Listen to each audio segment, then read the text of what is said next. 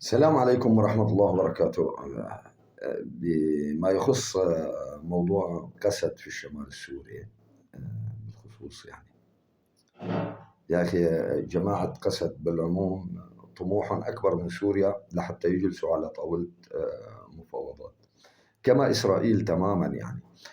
إسرائيل فاوضت في أوسلو، لاحظوا حاليا شو عم تتصرف، أو وفاوضت في كان ديفيد، ولاحظوا كيف عم تتصرف مع مصر. يعني امور شايفينها جليه.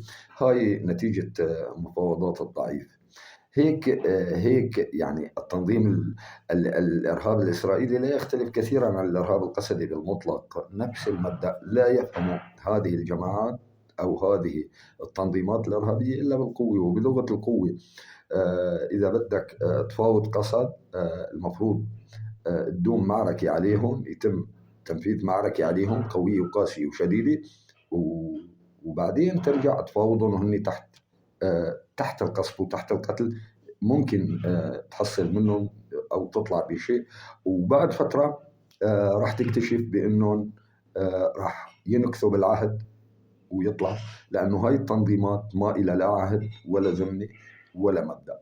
وأقصد بكلمة التنظيمات، بقصد بقسد ومسد وبي كي كي وبي دي، يعني كلها التنظيمات الإرهابية هاي بغض النظر عن القومية الكردية.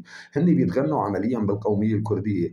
أما إذا بدك تيجي للكرد المسلم فهو مضطهد من قبلهم تماما، كما يعني لأنه هاي هيك تنظيمات ديكتاتورية بالدرجة الأولى. شكرا لكم.